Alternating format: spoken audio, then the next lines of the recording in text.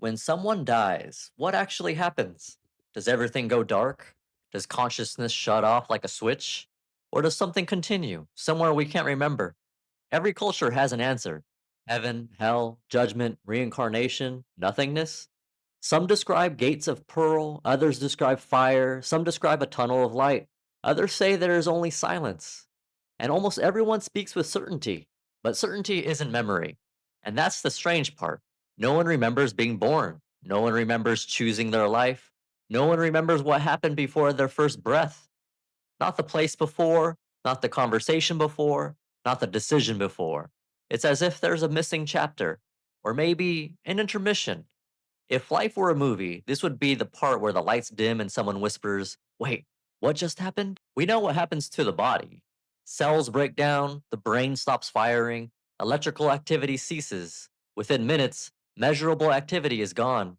Science can track the shutdown, but it cannot measure the disappearance of awareness, because awareness has never been located. It has only been correlated, and correlation is not causation. If consciousness is purely a product of neurons, then when neurons stop, so do you. Case closed. But if consciousness is something the brain receives rather than creates, then death may not be deletion. It may be disconnection, like a signal leaving one device and reconnecting somewhere else, which would make the human brain less like a hard drive and more like a very fragile Wi Fi router. There are moments in life that make this question impossible to ignore: the death of a loved one, a near death experience, a sudden accident survived, a dream that feels more real than waking life. Something in us senses continuity, something in us resists finality. But sensing is not knowing, and belief is not structure. If something does continue, what is it doing? Is it waiting, sleeping, being judged, rewarded, recycled? Is there a process? Is there progression? Or is existence just a single spark in an endless void? There is a framework, one that describes consciousness not as something that appears randomly, but as something that evolves, not in a straight line, but in stages, layers, densities. In that framework, Earth is not the beginning, and death is not the conclusion. It's a pause between chapters, a review, a recalibration, and possibly a decision about what comes next. Tonight, we're not asking whether there is an afterlife. We're asking something more precise, more structural. What happens between lives? And if there is a design to consciousness, where are we inside of it? Before we introduce any structural framework, before we talk about densities or evolution, it's important to ask, what do we already believe happens? Because humanity has been trying to answer this question for thousands of years, and the answers tend to fall into a few broad traditions. From a strictly material perspective, consciousness is nothing more than brain activity. Neurons fire, electrical patterns form, experience emerges. When the brain stops, so does the experience. There is no continuation, no observer, no between. Death is the end of the story. Simple, elegant, final. There's something almost efficient about it. No paperwork, no reincarnation forms, just lights out. This is the default assumption in much of modern science. Brain equals mind, and when the hardware shuts down, the movie stops. It's tidy, but it leaves a lot of people with a lingering question. If consciousness is only chemistry, why does the experience of being someone feel so difficult to explain? In many religious traditions, death is not the end. It is followed by judgment, reward, or punishment. One of the most vivid classical description appears in the Christian canon, in a story attributed to Jesus about a rich man and a beggar named Lazarus. According to the narrative, there was a rich man who lived in luxury every day. At his gate lay a poor man named Lazarus, covered with sores. After they die, Lazarus is carried to comfort, while the rich man is in torment and begs for relief. The rich man begs, "Father Abraham, have mercy on me. Send Lazarus to dip the tip of his finger in water and cool my tongue." But he is told there is a chasm that cannot be crossed. The story, whether taken literally or symbolically, reflects a worldview where the quality of one's life determines the quality of what comes after, with no second chances, no reset. It's a vivid snapshot: heaven for some, suffering for others, and separation that feels final. In other parts of the world, death isn't seen as final at all. Many Eastern traditions, especially Tibetan Buddhism, describe a bardo, a transitional state between death and the next life that can last days or weeks, during which the consciousness passes through stages and possibilities. In the traditional account, this is a structured interim period of transition before rebirth, not just darkness or instant judgment. Practitioners are given guidance on how to navigate these stages so that consciousness can recognize its own nature and make a more intentional return. This view treats death as a process, not a conclusion. Different traditions name various states and experiences within this cycle, but the underlying idea is consistent. Consciousness doesn't vanish at the body's death, it continues, moment by moment, in a kind of liminal space between reincarnating. This gives us something that feels closer to what we're asking. Not a destination, but a path. In modern times, another layer entered the conversation: near death experiences. One of the most discussed is that of Pam Reynolds, a woman who underwent a risky surgical procedure in 1991 to repair a giant brain aneurysm. During the operation, her body was cooled dramatically, her heartbeat and breathing were stopped, blood was drained from her brain. Brainwave monitoring showed no electrical activity, meaning, by conventional medical criteria, she was clinically dead. Despite this, Reynolds later reported that she observed details of the surgery, specific instruments, conversations, and events, even though her eyes were taped shut and her ears were blocked by monitoring devices. She also described a classic near death sequence: a sense of rising above her body, moving toward light, and encountering figures she interpreted as relatives. This case became famous precisely because, by many clinical measures, her brain should not have been able to generate conscious experience. Yet the experience was detailed and coherent. Medical and scientific interpretations differ. Some suggest unusual brain phenomena, others consider it evidence of consciousness that isn't strictly tied to neural activity. But whatever the explanation, it forces us to ask, if consciousness can appear to persist when the brain is offline, what is consciousness really? So here's the pattern. Materialism says nothing continues. Traditional religion says continuation with judgment. Reincarnation traditions say continuation in a cycle. Near death accounts suggest a persistent awareness. Each perspective answers part of the question, but none describe a full architecture of consciousness. Not how it begins, how it evolves, why forgetting exists, or what exactly happens between lives. And that gap, that structural mystery, is where our next question starts to take shape. If consciousness continues, not just emotionally, but structurally, what does that structure look like? What if consciousness has a design, not just a destination? Because notice something: every model we've looked at answers where you go: heaven, nothingness, another body, light. Almost none of them explain how consciousness develops. There's an assumption buried beneath most belief systems that this life is either a test, a punishment, an accident, or a one time event. But what if it's something else? What if consciousness isn't being judged? What if it's evolving? Not morally, structurally, across stages, across lifetimes, across environments. Imagine for a moment that awareness is not binary, not on or off, but graduated, like light through a prism, or sound across octaves. Each stage building on the last, each stage refining perception, each stage adding complexity. And death? Not as an ending, but as a transition point within that progression. If that were true, then the real question wouldn't be, where do we go when we die? It would be, what level of awareness are we operating from? Because if consciousness has structure, then it may have stages. And if it has stages, then life on Earth might be one of them. And that's where the framework we're about to explore begins. Not as religion, not as dogma, as a map that describes consciousness as moving through densities, levels of awareness, each with its own rules, its own limitations, its own lessons. And according to that map, death is not a door to paradise or oblivion. It's an interval between densities, a pause between chapters, a recalibration point in a much longer journey, which, depending on how you feel about long journeys, is either comforting or slightly exhausting.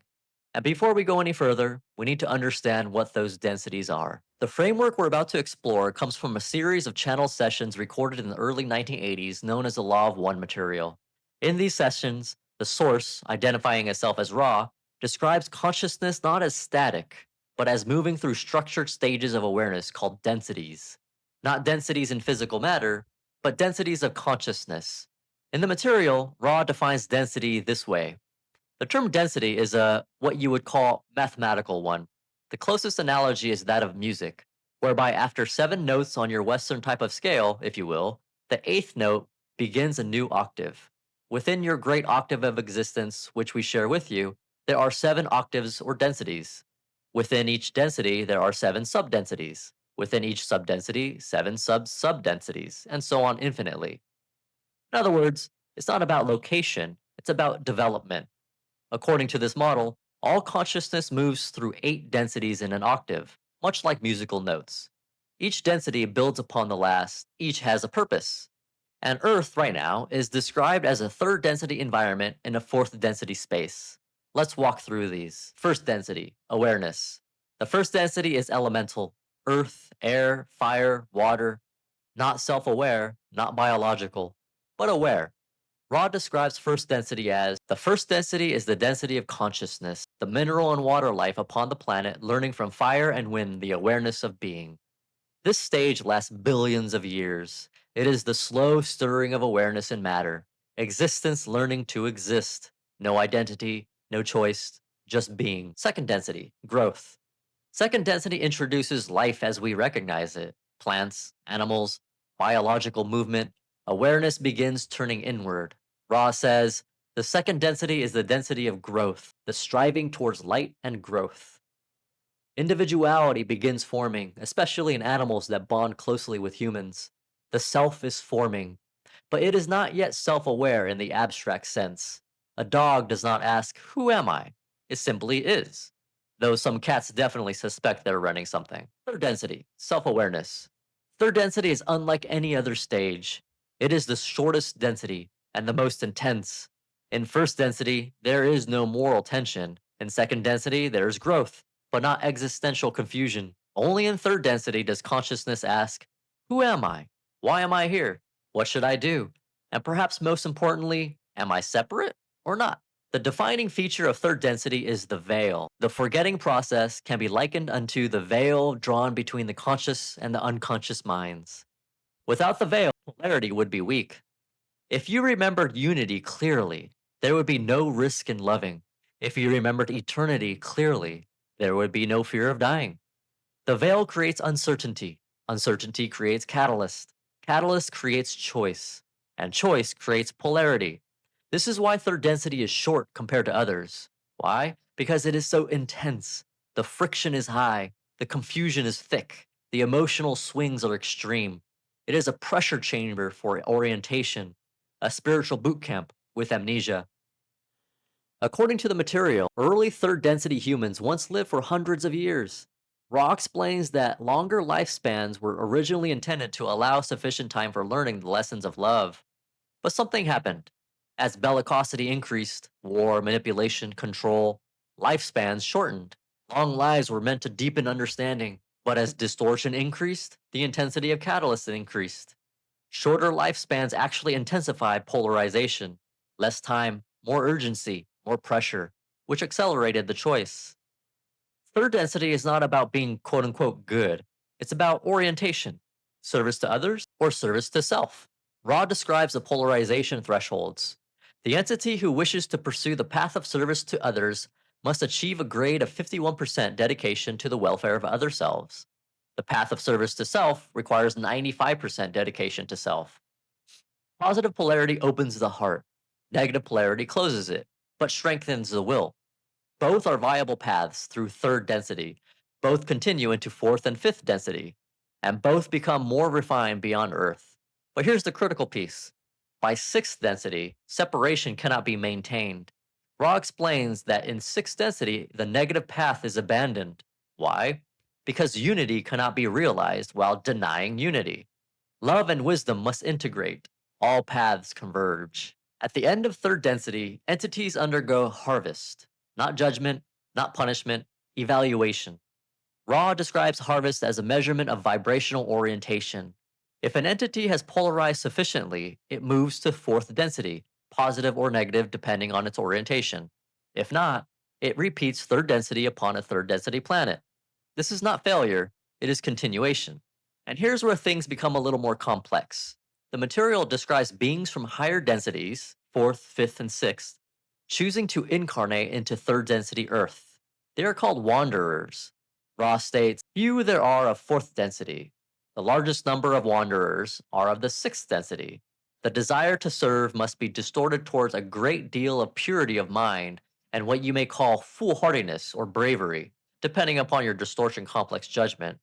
The challenge danger of the wanderer is that it will forget its mission, become karmically involved, and thus be swept into the maelstrom from which it had incarnated to aid the destruction.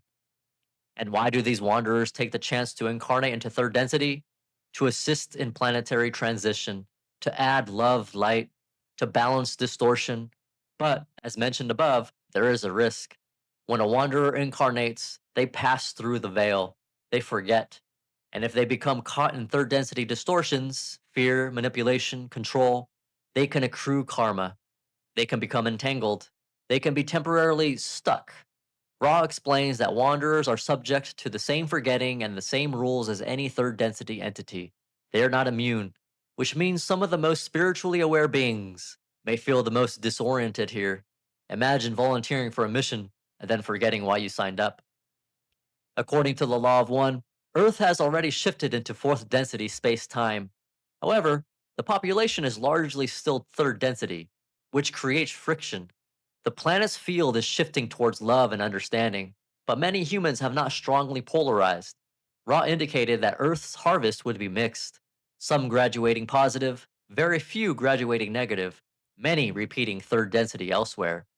This transitional period, the overlap between densities, can feel chaotic. Intensified catalysts, accelerated polarization, cultural instability, a sense that something is changing, but without clarity, which might explain why the present moment feels amplified. From fourth density onward, beings are not bound to dense chemical bodies in the same way. Ra explains that fourth density entities are still physical, but less dense, more light based. They can appear visible to third density beings if desired. By fifth density, form becomes even more fluid. Consciousness is less bound to matter. Incarnation becomes more intentional. And by sixth density, time becomes accessible in ways we cannot currently imagine. It is described that time does not exist. The past, present, and future happen all at once. In sixth density, the higher self exists, a future version of you guiding the present. So, third density is the crucible, short, intense, veiled, polarity driven. It is the density where consciousness decides its direction. And once that direction is sufficiently chosen, death becomes something very different. Not annihilation, not permanent judgment, but a transition within a larger evolutionary arc. Ra describes fourth density as the density of love or understanding. Here, deception becomes difficult. Telepathic communication increases. Everyone knows what everyone else is thinking. Group consciousness forms, lifespans lengthen dramatically. Positive fourth density is cooperative. Negative fourth density is unified, but through hierarchy and control. Conflict still exists, but clarity increases. Fifth density, the density of wisdom. The fifth density is the density of light, wisdom, discernment. Here, learning becomes internal, less physical, more contemplative. Positive entities refine understanding, negative entities refine strategy. Polarity still exists, but something is approaching its limit, because separation, taken far enough, becomes unstable. Sixth density, the density of unity. In sixth density, love and wisdom merge. Ross states, in sixth density, the density of unity, the positive and negative paths must needs take in each other, for all now must be seen as love light and light love. This is not difficult for the positive polarity, which sends love and light to all other selves. It is difficult enough for service to self polarized entities that at some point the negative polarity is abandoned. This is the turning point.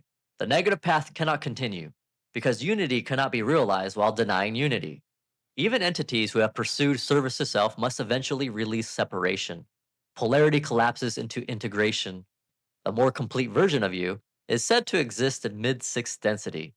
Ra explains that the higher self is a manifestation given to the late sixth density mind body spirit complex as a gift from its future selfness, which means something extraordinary, because this higher self is said to visit you between lives, which means, between lives, You're not consulting a distant deity, you're interacting with a more complete version of yourself, a future self, guiding the present incarnation. Time at this level does not exist. Past and future are one. The journey is remembered, the veil is gone. Seventh density, the density of completion. Seventh density is described as the gateway density, the turning toward total unity. Individual identity begins dissolving, preparation for full reunion with the one infinite creator. No polarity, no separation, only surrender. Eighth density, the octave. And then, the octave completes. Ra describes the eighth density as both ending and beginning. A new octave, a new creation, infinity cycling, like musical notes rising and repeating at a higher frequency. So, according to this framework, you're not a one life anomaly. You're not waiting for eternal reward. You're not trapped in endless punishment. You are a consciousness moving through densities. And third density, this human life, is the stage of choice, the stage of forgetting, the stage where polarity is forged. And death is not a final judgment, it is a transition between densities, or a return within one, depending on where you stand. So, what actually happens when you die? In the Law of One framework, death is not an exit, it is a shift of environment. Here, the body is no longer chemical, it is light based, form of thought, responsive to intention. The veil is lifted, memory returns, not just of this life, but of many. And the first stage is often described as healing. The death of the physical body is the gateway to time space, wherein the entity is rested and healed. The distortions accumulated through incarnation, trauma, confusion, guilt, fear are softened, not erased, understood. Then comes something familiar, the life review, but not as a judgment, as clarity. Ra describes the review as a process in which the entity sees the incarnation in totality, not just events, but impact. Every kindness felt from the other side, every harm experienced from within the other self. You do not stand before a judge, you stand within expanded awareness, and awareness is enough. It's less courtroom drama and more cosmic playback mode. Here's where it becomes slightly disorienting.